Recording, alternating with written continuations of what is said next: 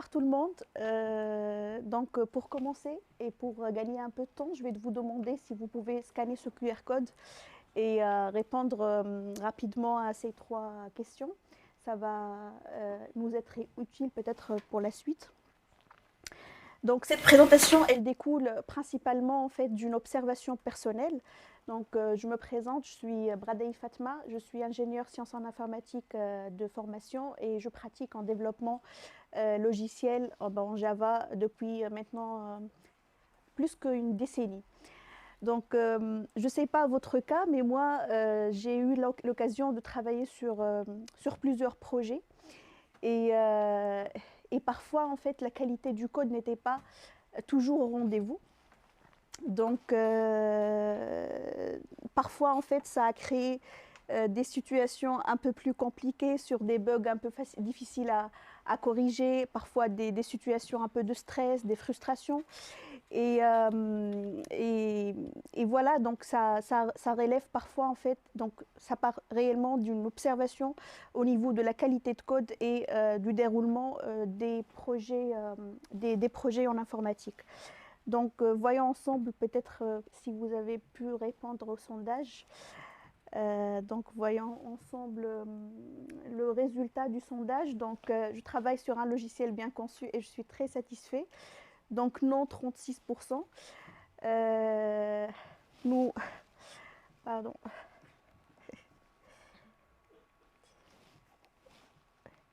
Ah, je le vois ici. Je ne sais pas si je vais réussir à. Oh.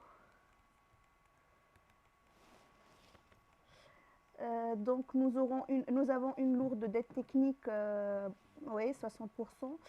Et on reçoit rarement des bugs sur un ancien code. Les bugs sont liés à des projets récents et sont faciles à analyser, corriger, donc 50% non.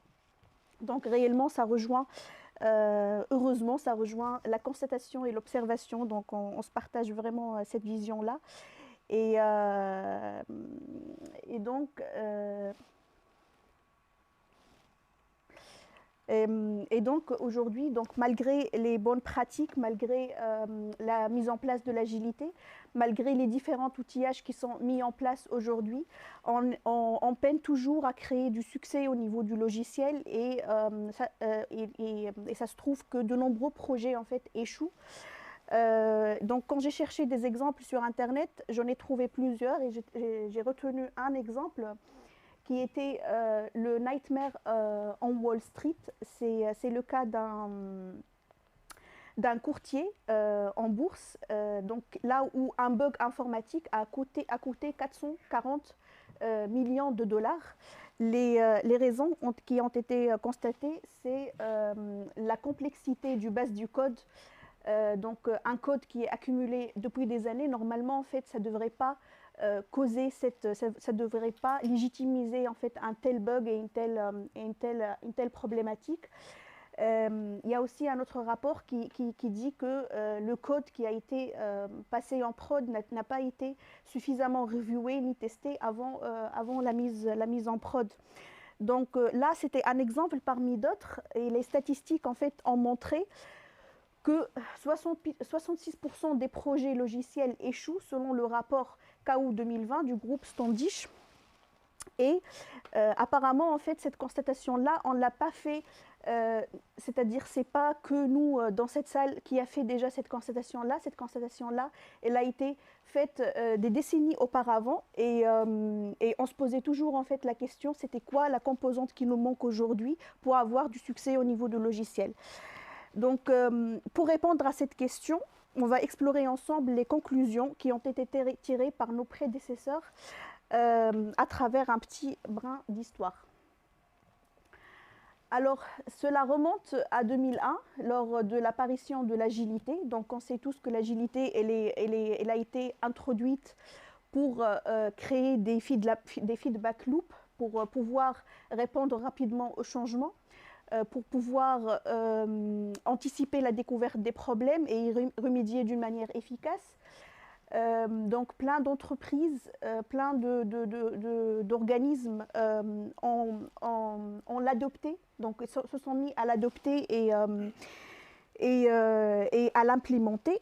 Sauf que malheureusement, en fait, dans cette vague d'implémentation agile, on a négligé parfois l'importance d'un clean code. Donc, parfois, donc là, ça fait l'apparition de ce qu'on appelle l'agile hangover. Et donc, on s'est aperçu que le code est devenu de plus en plus compliqué, que plusieurs fois, on favorise en fait le logiciel fonctionnel plus que la qualité du code. L'agilité est devenue un nouveau process de travail. Le développeur, il est considéré comme un exécuteur dans son coin pour écrire du code. Et les équipes ne sont toujours pas, malgré l'implémentation de l'agilité, ils ne sont pas toujours assez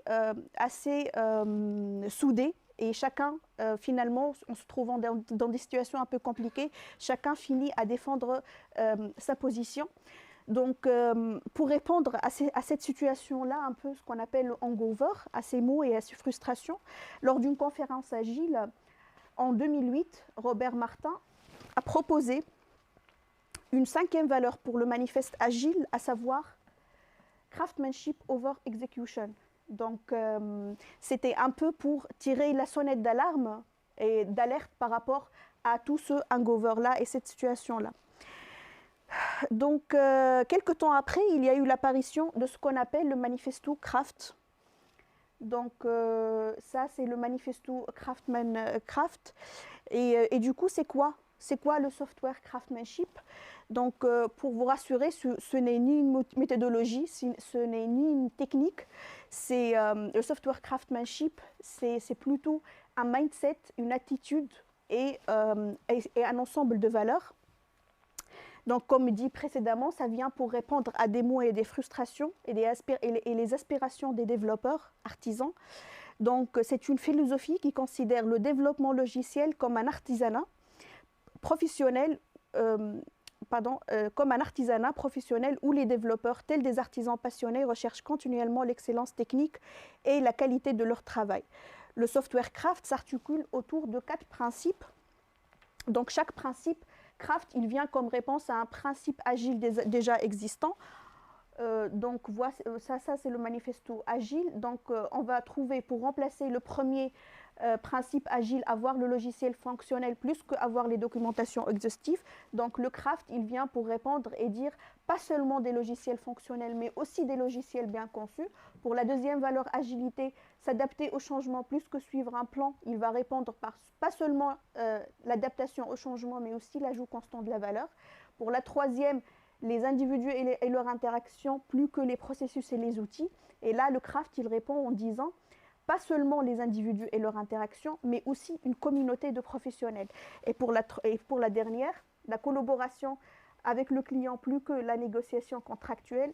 Et là, le Craft, il répond en disant pas seulement la collaboration avec les clients, mais aussi des partenariats productifs. Donc ça, c'est le manifesto Craft. Il y a plusieurs écoles en fait qui interprètent ce manifesto-là. La présentation d'aujourd'hui s'inspire beaucoup de la lecture de Sandro Mancuso dans son livre Software Craftsmanship, Professionalism, Pragmatism, Pride.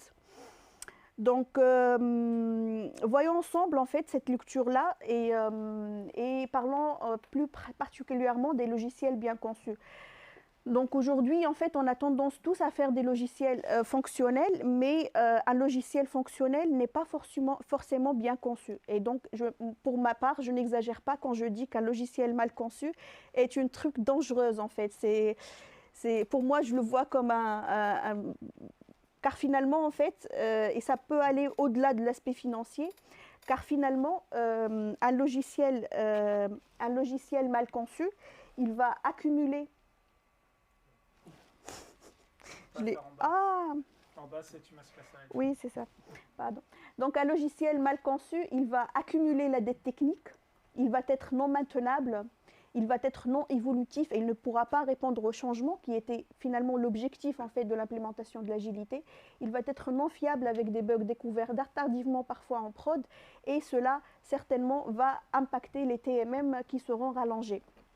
Cela va induire des clients mécontents, une diminution de l'ROI qui va qui va impliquer une augmentation des charges de travail, du travail sous pression parfois, et la création du conflit au sein des équipes qui vont, là où l'ambiance elle sera dégradée, les équipes seront démotivées et cela va finir par un turnover et la perte des compétences, ce qui va favoriser encore une fois le logiciel mal conçu. Donc finalement on se trouve dans ce cercle vicieux et on s'aperçoit qu'un logiciel mal conçu a des conséquences au-delà des aspects financiers, notamment en fait sur l'humain, la pression, la charge de travail, la démotivation et le turnover. Donc, c'est quoi un logiciel bien conçu? Donc, un logiciel bien conçu, c'est tout simplement un logiciel qui répond aux besoins. C'est un logiciel qu'on peut maintenir facilement, on peut corriger des bugs facilement. Et un logiciel qui est stable et un logiciel qui exprime le domaine fonctionnel d'une manière claire dans le code. Un logiciel bien conçu, c'est un logiciel qui peut être facile à comprendre même par les novices, peu importe son âge. L'ajout ou la modification de fonctionnalités ne prend pas plus de temps que par rapport au début du projet. Et ce graphe-là, ce n'est pas une étude, mais pour moi, je suis convaincue que plus le code est de qualité, plus le temps passé par fonctionnalité sera réduit. Donc, il y a plein de problématiques donc, par rapport, c'est-à-dire là on veut faire des logiciels bien conçus. On sait tous qu'il y a plein de problématiques au niveau de la conception des logiciels. Pour moi, une des problématiques, c'est la transmission du besoin métier entre les développeurs, les équipes techniques et les équipes métiers. Donc on peut trouver des développeurs qui, de leur côté, ne s'intéressent pas suffisamment au domaine métier. Ils voient leur rôle juste dans l'écriture du code et dans l'exécution, dans la création de la fonctionnalité. Et ils ne voient pas s'intéresser à la partie métier. Et on peut trouver aussi, de l'autre côté, une équipe métier qui va s'intéresser à la partie technique, ou peut-être parce que le domaine métier il est assez compliqué pour l'expliquer aux développeurs. Et donc, pour faire court, ils vont essayer de s'introduire au niveau des solutions techniques et ils vont proposer parfois des specs qui contiennent des indications techniques. Et là, ça va favoriser la posture d'exécuteur d'un développeur. Et ça ne va pas en fait aider pour une bonne conception parce que c'est le développeur en fait qui a plus de recul sur la partie technique. Les métiers doivent répondre à la question, les métiers ne doivent pas répondre à la question comment, mais plutôt quoi et pourquoi. Voilà. Donc finalement, une bonne conception, c'est le résultat d'un travail collaboratif entre les développeurs et les représentants métiers. Donc pour répondre à ces diverses problématiques de conception, il y a diverses approches qui ont été mises en place, comme le TDD, le BDD et le DDD.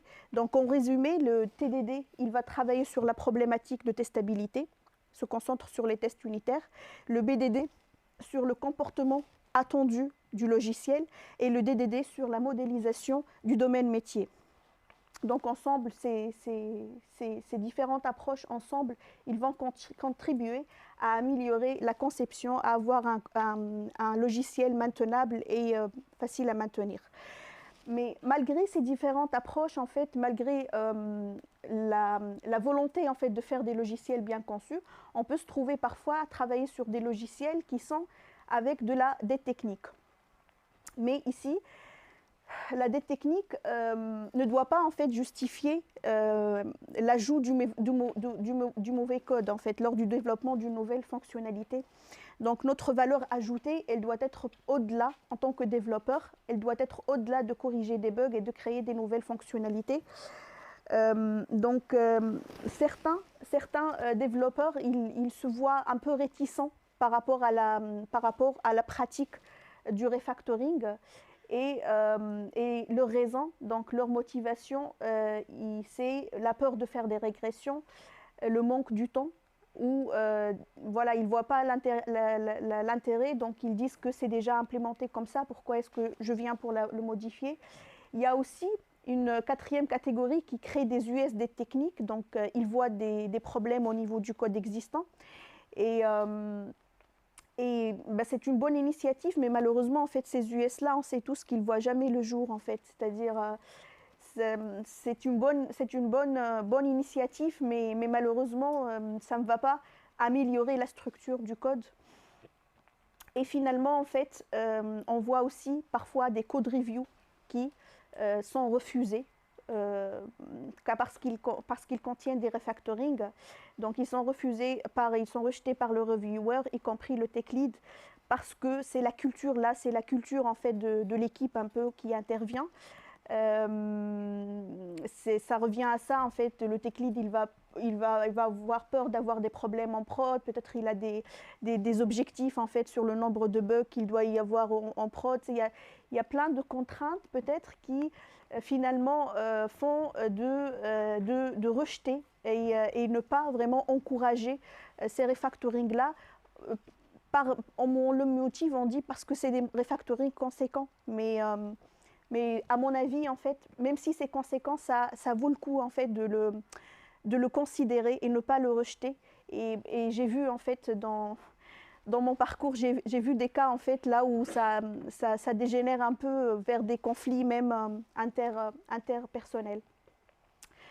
Donc cet aspect-là, en fait, il met l'accent sur l'importance du troisième principe CRAFT, qui est la communauté, de travailler au sein d'une communauté de professionnels.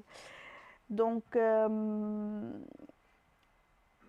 certainement, pour pallier à tous ces problèmes-là, certainement une bonne couverture de tests, la mise en place des tests automatiques couplée avec la CI/CD et l'automatisation des livraisons, ça va permettre d'avoir des MEP récurrents et par la suite en fait détecter une détection anticipée des régressions, ce qui va favoriser et encourager les développeurs à faire des refactorings.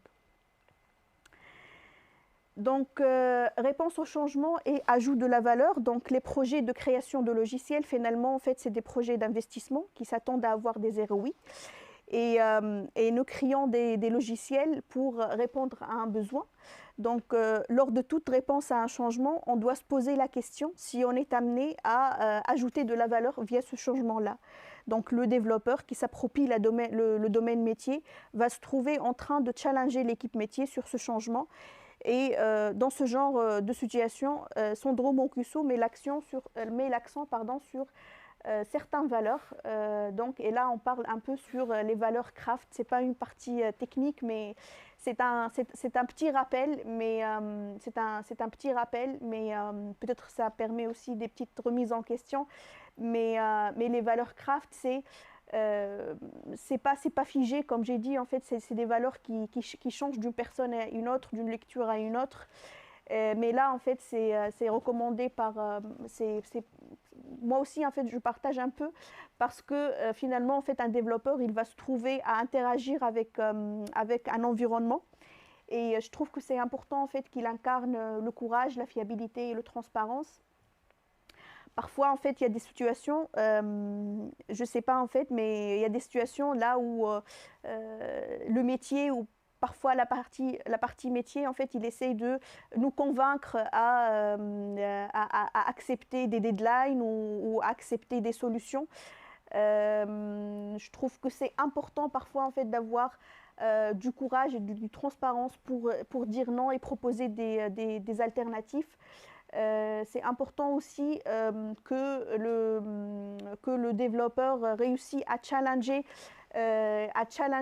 l'équipe métier pour savoir s'engager et assumer et gérer cette pression. Donc, il y a 3 autres valeurs très importantes pour une personne craft, c'est l'amélioration continue, l'humilité pour apprendre des autres personnes, même les moins expérimentées, et le sens de partage en fait pour partager son expérience, ses connaissances avec ses collègues.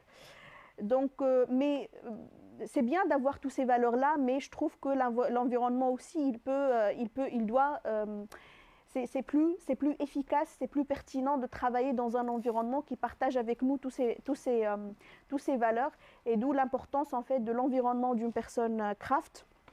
Et d'où la quatrième valeur craft, pas seulement la collaboration avec les clients, mais aussi des partenariats productifs. Et là, ce qu'on veut dire par partenariat, donc c'est souvent perçu comme étant la relation entre le métier et le développeur, mais Sandro Mancuso, il va au-delà et considère le partenariat entre l'employé et l'employeur. Et un environnement propice pour une personne craft et une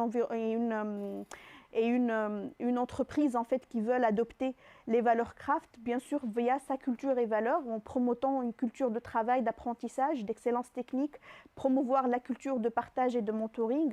Il y a aussi le fait de mettre le logiciel comme centre de ses préoccupations en investissant sur les outils CI/CD, l'automatisation et les bonnes pratiques, les tests automatiques, le coaching, la formation. Il y a aussi le pilier de recrutement. Il ne faut pas recruter juste parce que, par rapport aux aspects financiers, par les profils en fait, qui coûtent le moins cher, mais avoir des recrutements plus sélectifs. Il y a aussi le volet management, là où le management, il doit être une compétence et non pas une promotion, parce que le management, finalement, il faut vraiment faire du management. On se trouve parfois en fait à travailler avec des gens, à avoir en fait le management comme une promotion. Ils ne s'intéressent pas vraiment à gérer de l'humain. Mais voilà, c'était la seule chemin de carrière qu'ils ont trouvé au sein de leur entreprise. Donc c'est suite à des années d'expérience et tout, on se trouve manager, mais finalement on n'a pas suffisamment d'appétence pour la gestion des humains. Donc, et là on parle, et on passe ici dernièrement par l'aspect humain, parce que finalement le travail d'un craftsmanship ne se limite pas dans l'excellence technique. Il y a aussi l'aspect humain à gérer, qui est pour moi le plus difficile. Donc l'aspect humain, ça reste un truc, le challenge, parmi les challenges d'une personne craft. Donc parfois on rencontre en fait des personnes qui nous freinent dans notre conduite de changement technique. Et dans son livre The Software Craftsman, Professionalism, Pragmatism, Pride, Sandro Mancuso, il énumère plusieurs types de profils en fait, qui peuvent freiner et bloquer une personne dans son approche craft. Moi, je retiens trois types de profils, à savoir les chefs non techniques qui ne voient pas l'utilité en fait, des améliorations et des bonnes pratiques. Et là, en fait, on peut remédier à ça en fait, en parlant leur langue. Donc, un chef non technique, on va essayer de lui parler plus gain financier, gain au niveau des fonctionnalités, etc. On va trouver les irrationnels. Donc là, c'est un type un peu particulier. Les gens, quand on leur propose en fait des nouveautés ou des nouvelles idées, ils vont nous répondre d'une manière un peu à côté. Ça peut être des gens qui sont démotivés en fait dans l'entreprise ou je sais pas. Et finalement, on trouve les personnes en insécurité. Et donc l'insécurité, elle peut avoir plusieurs raisons. Mais en tout cas, en fait, il est crucial pour l'artisan du logiciel de savoir identifier et gérer ses obstacles pour continuer à progresser dans son métier. Et donc, on vient à la fin de la présentation. Et trois points peut-être à retenir, c'est que le code de qualité est aussi une histoire de valeur. La dette technique ne justifie pas l'ajout d'un mauvais code et l'entreprise, elle a un grand rôle en fait, à incarner les valeurs craft. Merci.